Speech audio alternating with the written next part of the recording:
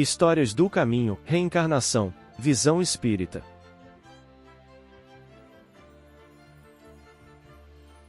Não há tempo determinado para o intervalo das reencarnações. Pergunta: a reencarnação só se verifica depois de um determinado tempo de vida espiritual no além? Resposta: não há tempo determinado no intervalo das reencarnações da alma. No espaço compreendido entre elas, o espírito estuda, nos planos em que se encontra, as possibilidades do futuro, ampliando seus conhecimentos e adquirindo experiências a fim de triunfar nas provas necessárias. De um modo geral, são as próprias almas que se reconhecem necessitadas de luz e progresso e pedem o seu regresso ao plano carnal. Contudo, em alguns casos, como os de entidades cruéis, rebeldes e endurecidas, são os guias esclarecidos que se incumbem de lhes preparar a reencarnação amarga e penosa, mas necessária. Emmanuel. A Lei da Reencarnação. 16 de setembro de 1931. Tarefa em glória dos detratores das doutrinas reencarnacionistas. Todos os recursos da dialética e da hermenêutica na tessitura dos seus argumentos, com o propósito de alvejar esse soberbo monumento de sã filosofia, são esforços infrutíferos. É necessário penetrar mais intimamente no âmago das coisas e dos acontecimentos nos tempos odiernos, e somente as vidas sucessivas desvendam-nos essa multiplicidade de porquês que nos rodeia na vida planetária. Sem a reencarnação, como se explicaria o problema da dor? Como se aquilatariam as desigualdades sociais? Que poderíamos compreender dos diferentes graus da inteligência humana? Como se descobriria o fenômeno de regressão da memória, uma das propriedades do subconsciente, tantas vezes invocado pelos que receiam a verdade para afastar a hipótese espírita? Teríamos de nos cingir a São Tomás de Aquino, que, para conciliar com o bom senso o dogma do pecado original, que a Igreja Romana julga afastar com o batismo pela água, ensinava ser a alma humana criada por Deus no momento da concepção material. Apesar de toda a erudição do doutor Angélico, a sua teoria coloca a justiça divina abaixo da humana. Por que esta pune somente os culpados, quando aquela, que é a suma essência de todo o amor, há de condenar os inocentes? Por que é que existem os privilegiados que desfrutam de um gozo aparente na terra, junto às multidões de seres acicatados pelo sofrimento, mergulhados na dor e na miséria, desde o berço ao túmulo, tudo isso sob as vistas amoráveis de Deus, o Pai de todas as criaturas? Somente a reencarnação resolve tão magno problema. Desde as mais remotas eras que a doutrina reencarnacionista é uma ideia latente no cérebro do homem. Já nas antigas civilizações egípcias, as coletividades possuíam uma vaga intuição dessa lei imutável, reguladora dos destinos, acreditando na metempsicose, isto é, que o espírito culpado, após a morte, em longos e indeterminados estágios, permaneceria encarnado em corpos de animais, como o maior dos castigos. O estudioso, sem ideias preconcebidas, encontrará nessa teoria embrionária a luz ainda confusa que já se fazia sentir na alma da humanidade, em sua infância espiritual, quanto à reencarnação, como meio de aperfeiçoamento e expiação de culpas. Também o gênio céltico deixou uma esteira luminosa através dos tempos, com a sua crença nas múltiplas existências da alma. Muitos filósofos da antiguidade foram apologistas da reencarnação, se bem que inimigos acérrimos das suas doutrinas impedissem a marcha ascendente das suas ideias excessivamente elevadas para aquele tempo. De bem longe vem a grande lei reencarnacionista, ocupando o pensamento da humanidade.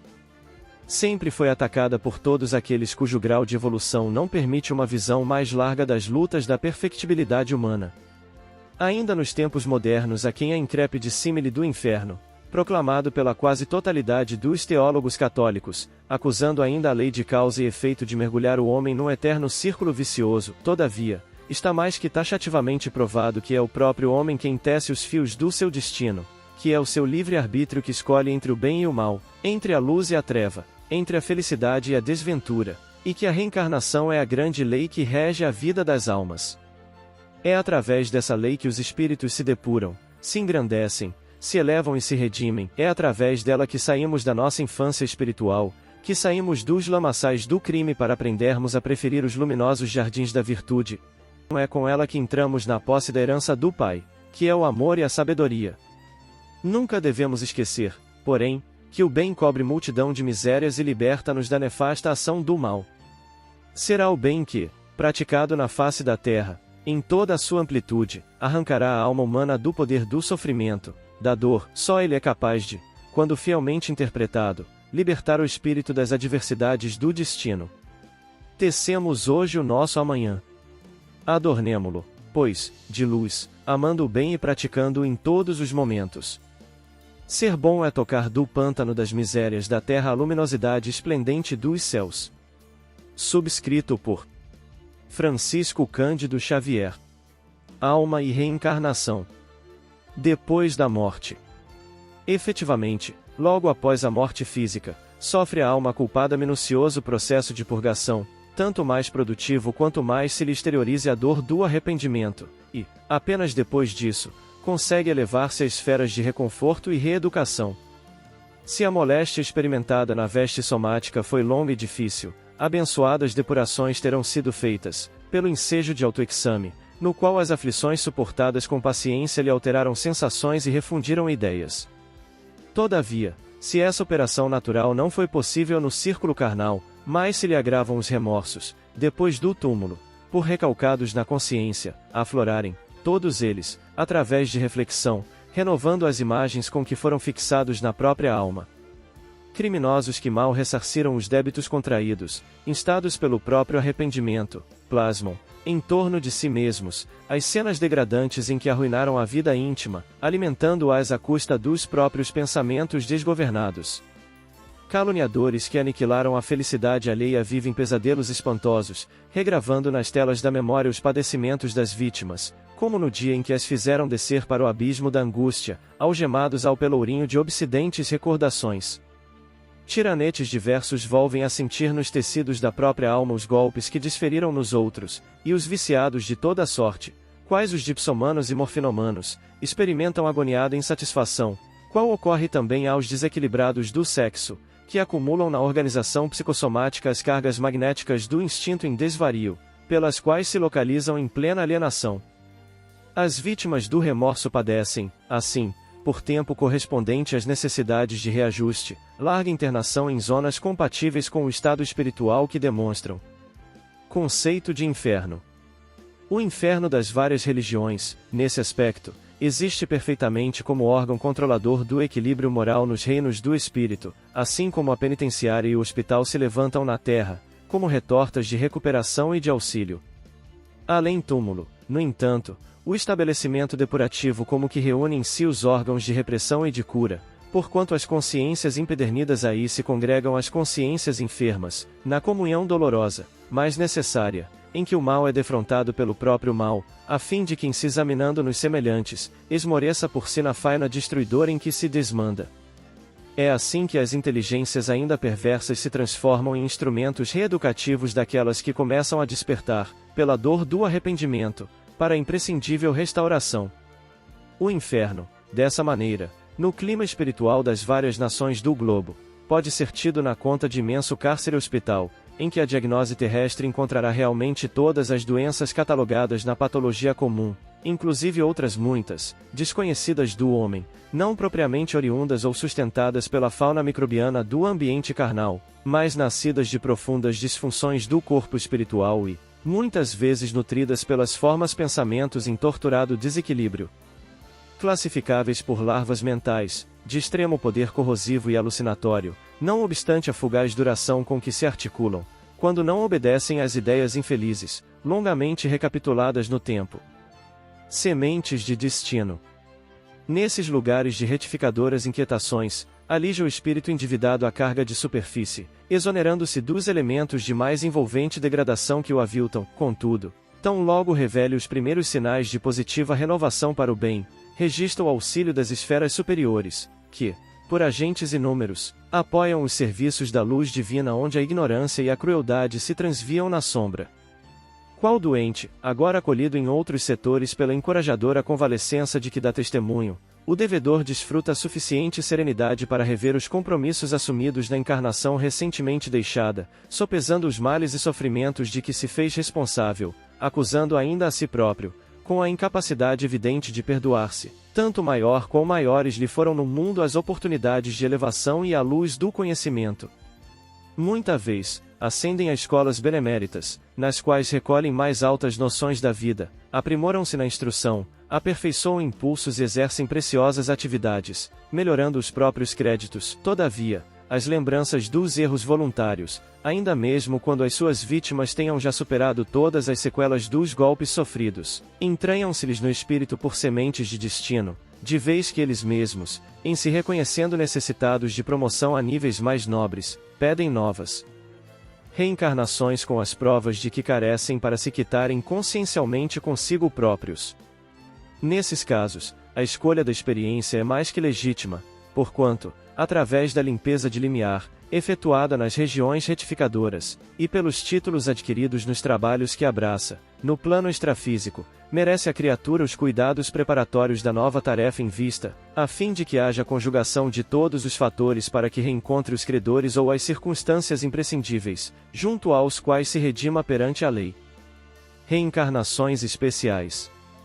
Entretanto, reencarnações se processam, muita vez, sem qualquer consulta aos que necessitam segregação em certas lutas no plano físico, providências essas comparáveis às que assumimos no mundo com enfermos e criminosos que, pela própria condição ou conduta, perderam temporariamente a faculdade de resolver quanto à sorte que lhes convém no espaço de tempo em que se lhes perdura a enfermidade ou em que se mantenham sob as determinações da justiça. São os problemas especiais em que a individualidade renasce de cérebro parcialmente inibido ou padecendo mutilações congênitas, ao lado daqueles que lhe devem abnegação e carinho.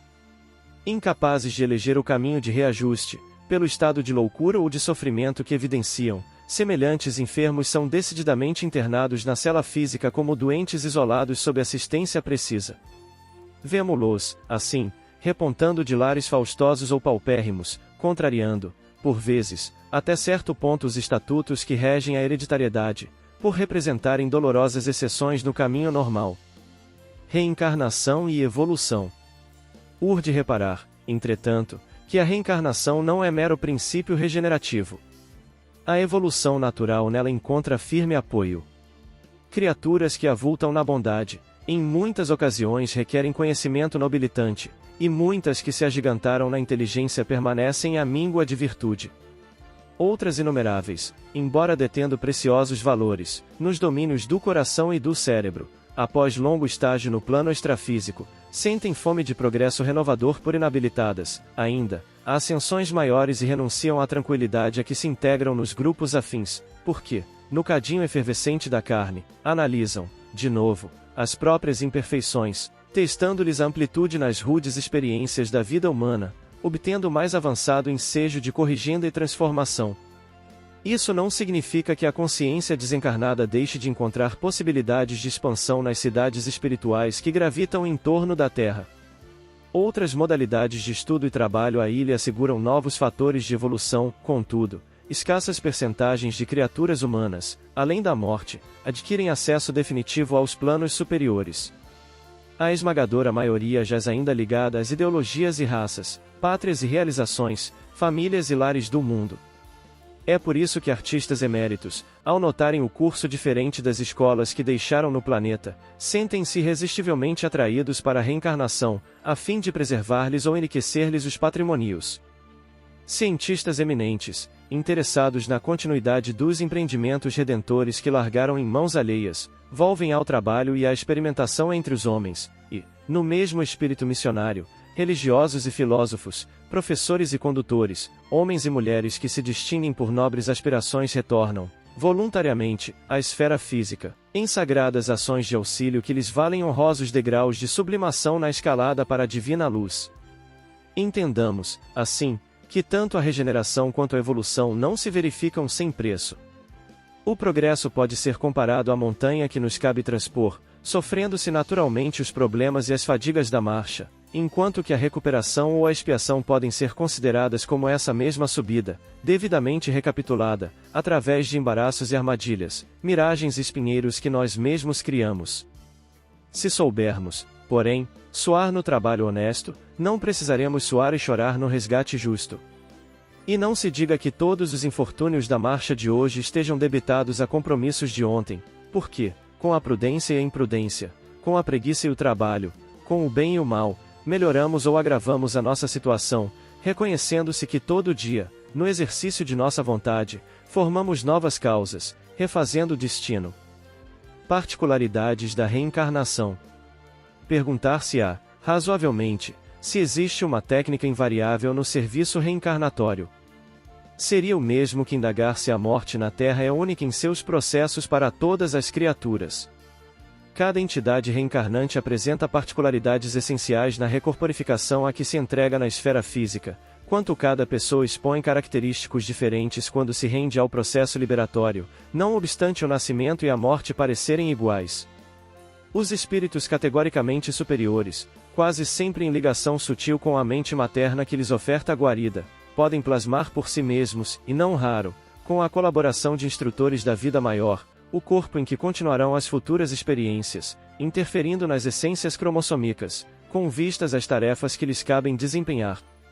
Os espíritos categoricamente inferiores, na maioria das ocasiões, padecendo monoideísmo tiranizante, entram em simbiose fluídica com as organizações femininas a que se agregam, experimentando o definhamento do corpo espiritual ou o fenômeno de ovoidização, sendo inelutavelmente atraídos ao vaso uterino, em circunstâncias adequadas, para a reencarnação que lhes toca, em moldes inteiramente dependentes da hereditariedade, como acontece à semente, que, após desligar-se do fruto seco, germina no solo, segundo os princípios organogênicos a que obedece, tão logo encontre o favor ambiental.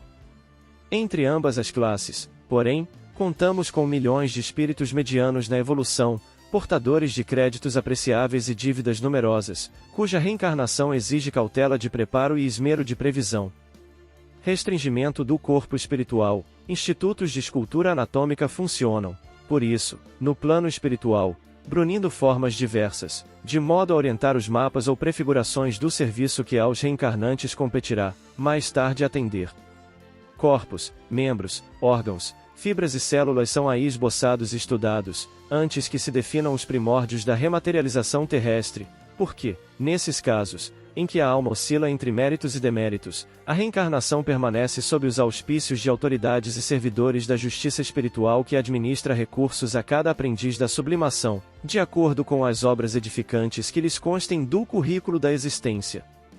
Para isso, os candidatos à reencarnação, sem superioridade suficiente de modo a supervisioná-la com o seu próprio critério e distantes da inferioridade primitivista que deles faria escravos absolutos da herança física, são admitidos a instituições hospitais em que magnetizadores desencarnados, bastante competentes pela nobreza íntima, se incumbem de aplicar-lhes fluidos balsamizantes que os adormeçam, por períodos variáveis, de conformidade com a evolução moral que enunciem, a fim de que os princípios psicossomáticos se adaptem a justo restringimento, em bases de sonoterapia. Desse modo, regressam ao berço humano, nas condições precisas, recolhidos a novo corpo, qual operário detentor de virtudes e defeitos a quem se concede novo uniforme de trabalho e nova oportunidade de realização. Corpo físico. Paternidade e maternidade, raça e pátria, lar e sistema consanguíneo são conjugados com previdente sabedoria para que não faltem ao reencarnante todas as possibilidades necessárias ao êxito no empreendimento que se inicia. E, senhor das experiências adquiridas que lhe despontam do ser, em forma de tendências e impulsos, recebe o espírito um corpo físico inteiramente novo, em ouvido temporário, mas não absoluto, das experiências pregressas, corpo com o qual será defrontado pelas circunstâncias favoráveis ou não do caminho que deve percorrer, para prosseguir na obra digna em que se haja empenhado ou para retificar as lições em que haja falido. Nessas diretrizes, nem sempre estará integrado normalmente na posição em que a vida mental e o campo somático se mostram em sinergia ideal. Às vezes, deve sofrer mutilações e enfermidades benéficas, inibições e dificuldades orgânicas de caráter inevitável, porque, de aprendizado a aprendizado e de tarefa a tarefa, quanto aluno de estágio a estágio para as grandes metas educativas, é que se levantará, vitorioso, para a ascensão à imortalidade celeste. André Luiz. Perante a reencarnação. Não perderás tempo, reclamando contra a vida. Na hipótese de que te empenhes realmente pela aquisição do conhecimento espírita, reflete na lei da reencarnação. És um espírito eterno envergando temporária forma física, à maneira de um servidor vestindo uniforme de trabalho, francamente deteriorável e passageiro. Observa os próprios hábitos e tendências e perceberás o que foste nas existências passadas. Analisa os que te rodeiam, no círculo doméstico social, e identificarás com quem te comprometeste para sanar os próprios débitos ou traçar a própria senda de elevação. Estuda o quadro que te emoldura as atividades e anotarás de que ponto deves partir em demanda à melhoria. Sobretudo, é preciso ponderar que se ninguém nasce para o mal, muito menos renascerá para reconstituí-lo ou reafirmá-lo. Um aluno repete o currículo de lições no objetivo de ganhar a frente, não para acomodar-se à retaguarda. Convence-te de que retornamos à Terra com o fim de ampliar os valores do bem, cada vez mais. Indispensável corrigir-nos naquilo que erramos. Replantar dignamente a leira do destino que relegamos outrora ao relaxamento. Levantar aqueles que impelimos à queda. Amar os que aborrecemos. Acender alegria nos corações que encharcamos de lágrimas. Estás hoje no lugar e na posição em que podes claramente doar à vida, na pessoa dos outros, tudo aquilo que és capaz de sentir, pensar, falar ou fazer de melhor. Emmanuel. Comentários finais. A reencarnação se dá por um processo da misericórdia divina, pois espíritos que granjearam profundos débitos com a justiça divina, retornam à lida na experiência física em busca de redenção. Somente um Pai amoroso, justo e misericordioso para conceder tamanho benefício na expectativa de cada um de nós, nos elevemos e ascendamos aos paramos da luz junto dele. Ainda assim nos concedeu como luz do mundo, o amado Mestre Jesus. Vem Archote de luz, vem Jesus, viva Jesus! Nascer, morrer, renascer ainda e progredir sempre, tal é a lei.